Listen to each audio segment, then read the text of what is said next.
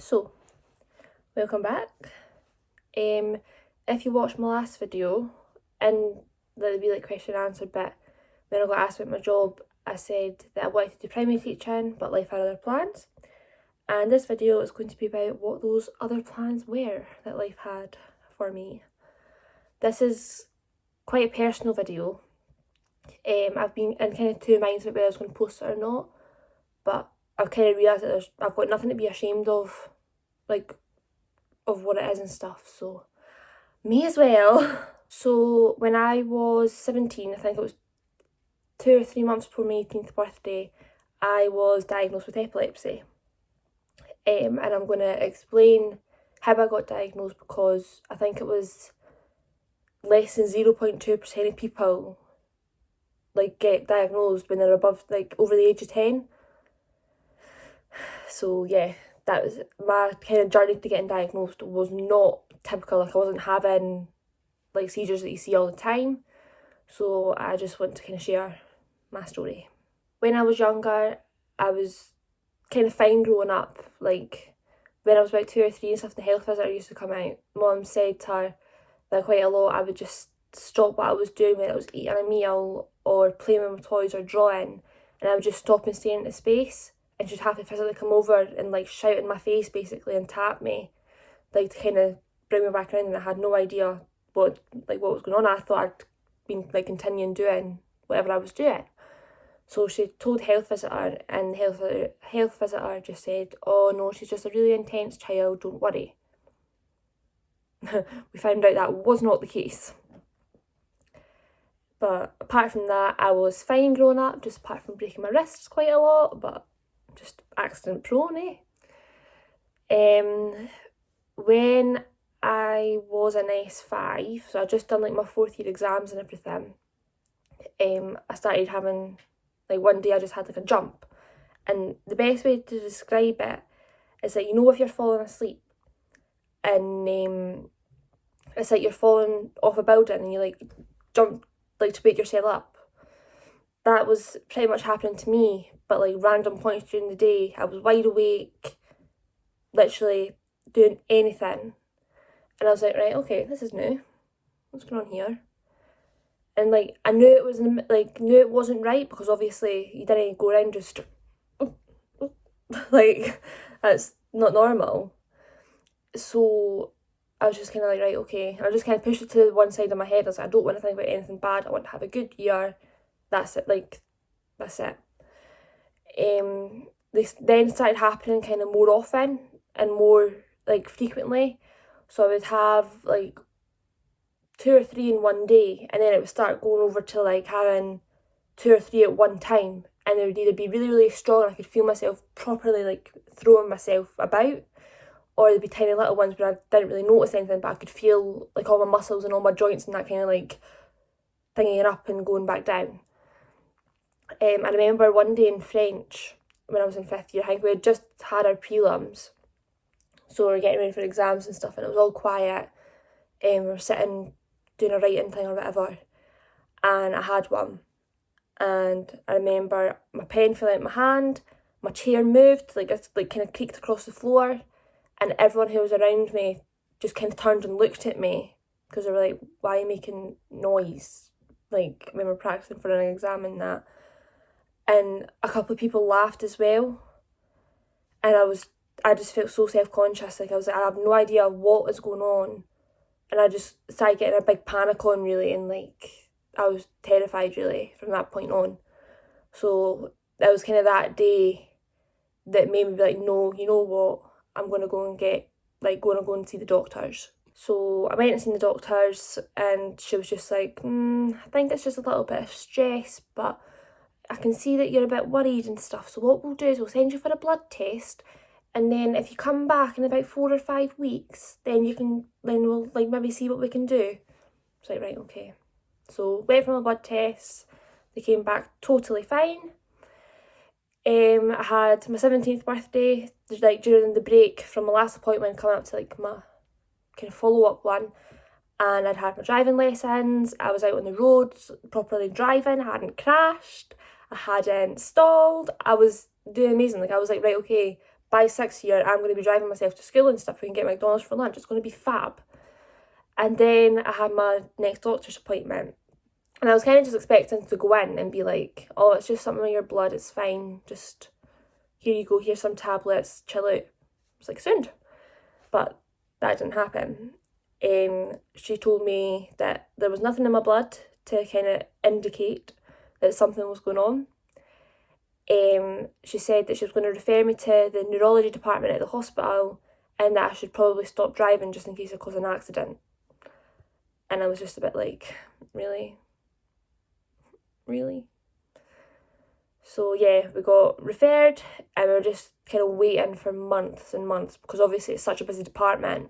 But while this was all going on, my jumps were kind of happening a lot more regularly.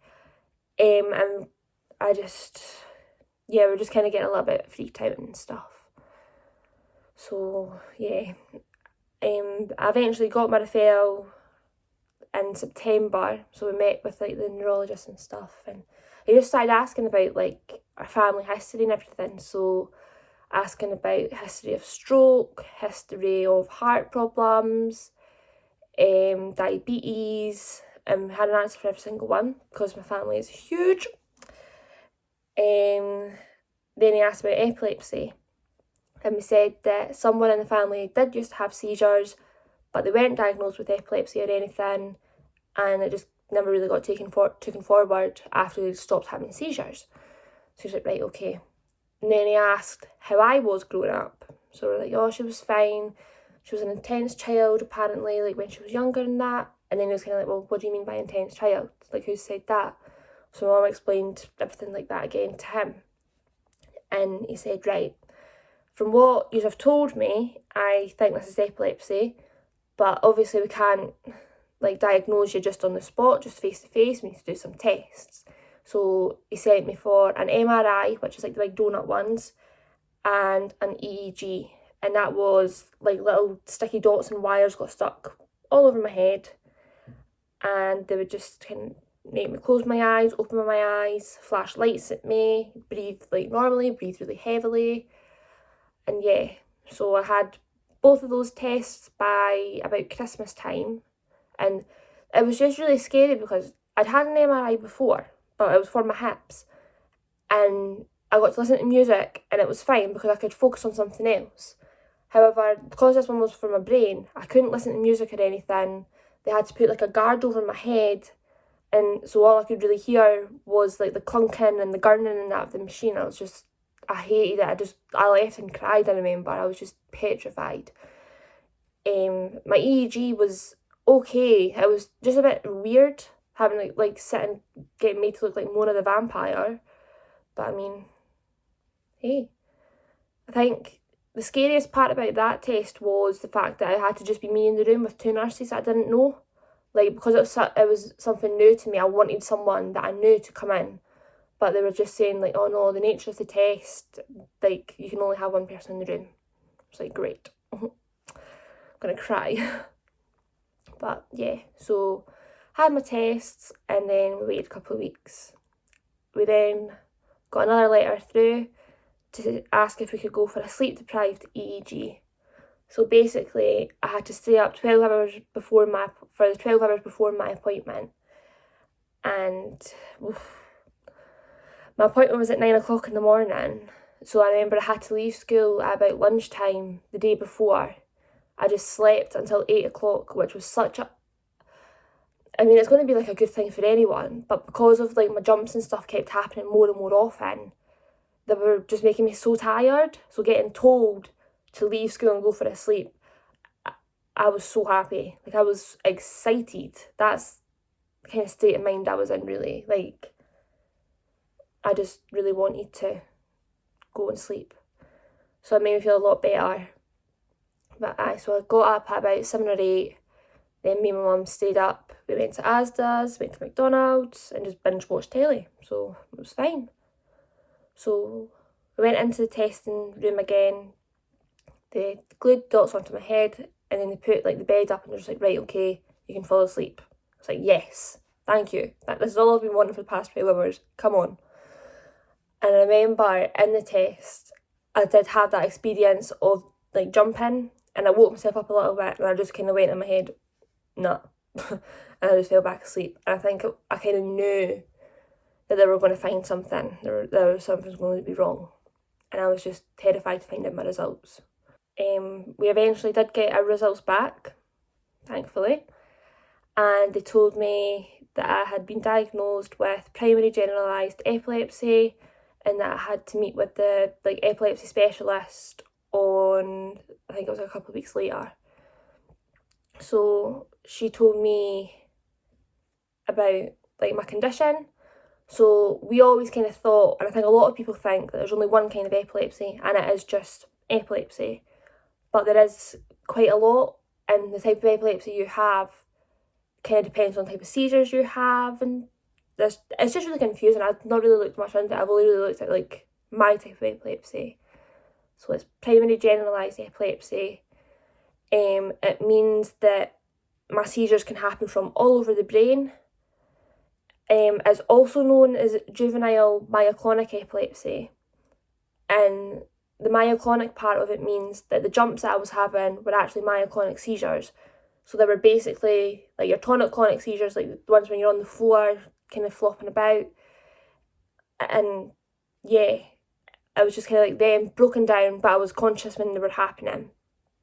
She told me I was at a higher risk of having other seizures, such as tonic-clonic ones and absence seizures, which we think were the ones that I was having when I was younger. She said that because I'd had kind of symptoms when I was little, I could have just grown back, growing out of it, and then all of a sudden just growing back into it with my hormones and everything changing. And there is a chance that I could grow back out of it again. However, it's too dangerous to tell because I need to rely on medication for the rest of my life, basically. She told me that my epilepsy, usually everyone has a trigger, so it's you always go to the cinemas and see warning, this film's got flashing lights. Well, I'm not affected by anything in particular, so literally my brain is basically just constantly in the mode to have a seizure. If it wants to have a seizure, it will. And it is quite scary thinking that, knowing that pretty much anything I do can trigger something. Even, fair enough, it'd be easy just to avoid going out to clubs and going to concerts and stuff. But the fact that the world basically can trigger me is pretty daunting. It made me quite scared to do quite a lot of things for a while. She just kind of told me that the basic triggers to avoid for me was tiredness, stress and alcohol. And that's not really what you want to hear before your 18th birthday, because obviously you want to go out and just have a lot of drink. But I had to kind of limit myself on how much drink I was going to have. So then she started me on my tablets, and she warned me that all anti-epileptic medications have side effect of seizures. Now obviously you don't suffer from every side effect, but I'm going to show you that I'm not actually lying, because a lot of people think that this isn't true. So this is for one of my tablets, and it says increase in number of fits, epileptic seizures may occur during long-term treatment or in patients with a rare condition called porphyria. And I obviously have epilepsy, so that was good to read. And this is for my other medication that I'm on. So this one is common, may affect up to 1 in 10 people, and it's convulsions, and that's just another word for seizure. So being told that was obviously not the most settling piece of information to get. I was at my appointment with a specialist as well. I keep having follow-ups and stuff just to make sure that I'm on the right medication and stuff. She was telling me when it came to having children that I would need to tell her that I was going to start trying for a family, just so we could make sure that I was on the right medication that wouldn't end up with my seizures returning in pregnancy, or any malformations with the baby, which is a horrible thought, thinking that you're going to be responsible for something like that. That's scary. And she told me as well that I had to be a year free of seizures before I could even consider going back to driving. Yeah, which it was just a bit hard to hear, because I was thinking that I could get back to driving pretty much as soon as I'd stopped, but obviously I don't know when I'd stopped, but I've got a wee bus pass, like a wee old crony, so I look totally cool, like in the wee line of like old ladies with their bus passes and that. Must look so out of place. So yeah, I got started on my first medication, and I had, like, whenever you start a new medication on epilepsy, you've got to kind of take it 2 weeks at a time. So start one dose for 2 weeks, then add in another dose for another 2 weeks, and just kind of add up and see how you're getting on. When I was adding it up, I was just getting worse, and it happened more and more frequently. I felt stronger, so I phoned the specialist and just said, look, this is what's happening right now. I don't think these are the tablets for me. And she was just kind of like, no, it'll be fine, don't worry. And then the 27th of March, I was sitting on FaceTime to George. We had just gotten together, and as soon as I kind of got diagnosed, I was scared that he was going to leave me. I was scared that it was going to be kind of too much for him to cope with. But he was really great, so we're FaceTiming and stuff. And we just used to take the mick out of it, really. Like, I remember when I found out there was no triggers, he would kind of like start flashing his torch in my eyes, and I would be like, oh no. And we would just joke about it. It was funny. And now, well, that night, we'd done the same, flashed the torch. I was like, oh no. And we were just sitting chatting. And that was kind of the last thing I remember, really. The way my bed was at that time, it was against my wardrobe, and my wardrobe door isn't on properly, so it rattles if you move it and that. So my mum came through because she heard the door rattling, came through to see what was going on, and she seen me having a tonic-clonic seizure. George also witnessed it as well, and then my dad, I think he witnessed it as well, which was, I feel almost guilty, because I feel like that put a lot of strain on my mum and dad, because obviously they don't, like, nobody wants to see their child in that situation, like, with that happening to them, or like their girlfriend. Like, I still feel really like sorry for George, because I feel like he almost thought it was his fault, and nothing else, I don't think anything will ever like lift that guilt off me that I feel. Once I kind of came back round, George wasn't on FaceTime anymore. I just felt the need to be sick. I just felt so unwell. I asked my mum what had happened, and she told me, and she said that my dad was on the phone to an ambulance, and they were going to come and take me to hospital and just get me checked out. I don't really remember anything, like going to hospital or anything. I just remember being sick constantly. I was just so unwell. But I mean, after like rolling about basically and making myself like kind of thinging up my stomach and everything, of course I was going to feel ill. But that was horrible. Like, I've never been ill like that in my life. The doctors basically just said that all of my vitals and stuff were fine. If I had expressed any fluid, so if I'd foamed out the mouth or if I'd wet myself, then they would have had to keep me in just for observation and stuff. And especially because it was like my first tonic-clonic seizure. But because everything was fine, I could just get sent home, and I just got told to rest. So I was off school for about 3 days, I think it was. Like, I can take anything from up to a couple of hours to a couple of weeks to recover from a seizure.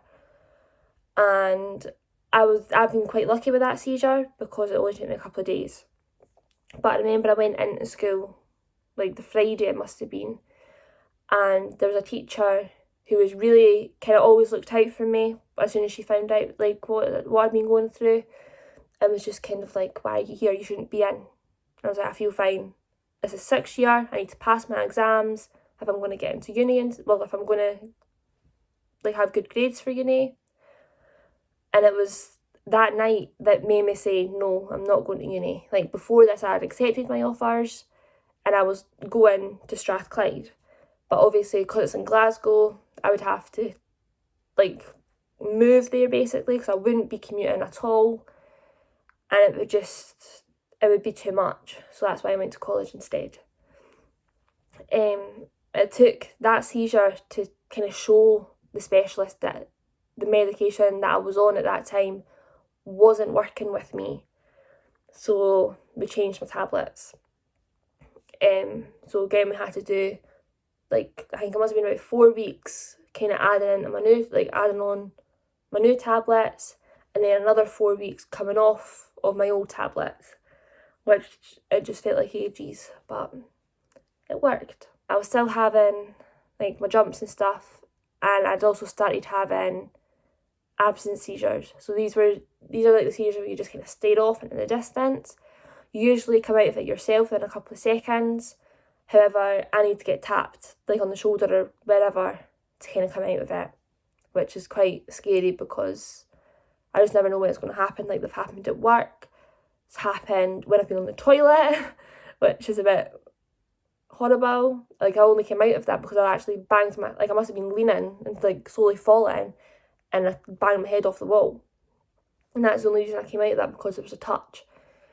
And I started having focal seizures as well, and they're not as common, like with my type of epilepsy, but it's like, it's almost like you're stuck in the world, and you can see everything going around you, you can hear everything going on, you can see everything that's going on, but you can't move. It's like you're playing musical statues but by yourself, and it's horrible. It's like watching the world go by without you, and it's so scary. But luckily I've only had them a couple of times. So last September, I think, we added another tablet because the medication that I was on, just before then, wasn't working itself. Like, I'd kind of stopped all my seizures happening more regularly and stuff, but they were still happening, and the aim was for them to be totally gone. Like, I've actually got a list of like all my seizures. This is going back to June 2017, I think, and it just, yeah, you can totally tell that all of this was not normal. But look at this, look how good this was.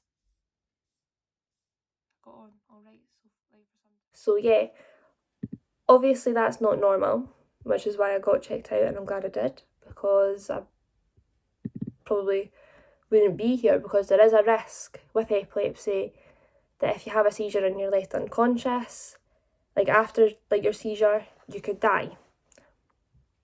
So I'm quite happy that I'm still here. But yeah, so last September, I got another tablet added to my medication, just to see if that was going to be like the way to like balance it out. And I am pleased to tell you that my last seizure was on the 4th of October. So that means that I am now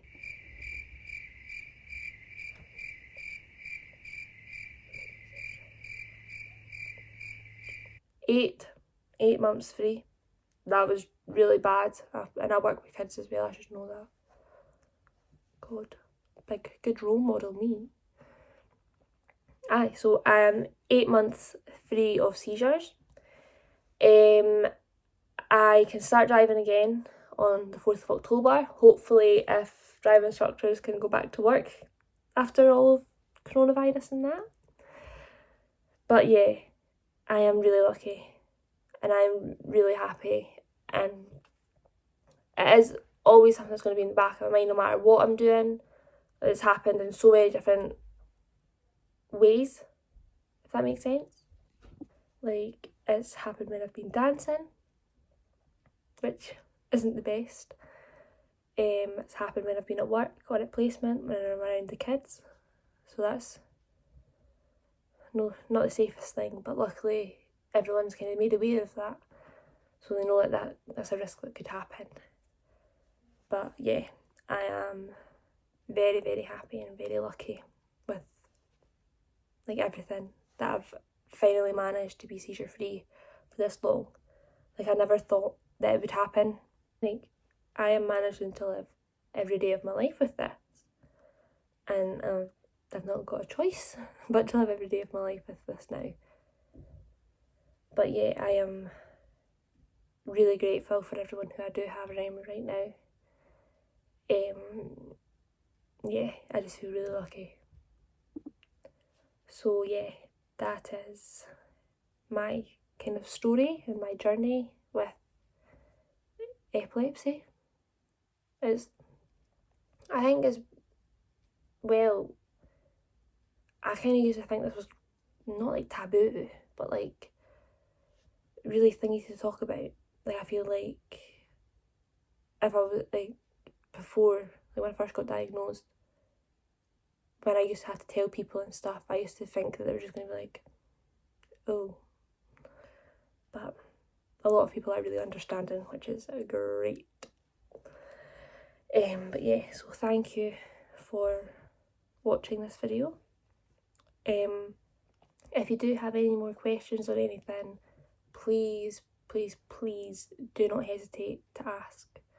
Like, I am really willing to help anyone if you are struggling with that, or if you've got something relatable, then I'm more than happy to like speak with you about it. Or even if you've got it as well, like I know a lot, like it's not an uncommon thing, but I only know one other person with it, so it's quite hard to find someone to relate to. That like just message me and we can be like friends and stuff and talk about it, because I know a lot of people don't feel comfortable talking about it, and I am one of those people, but I'm wanting to make myself comfortable and have more confidence, all that jazz. But yeah, if you like this video, please show that you did and like. And yeah, thank you so much.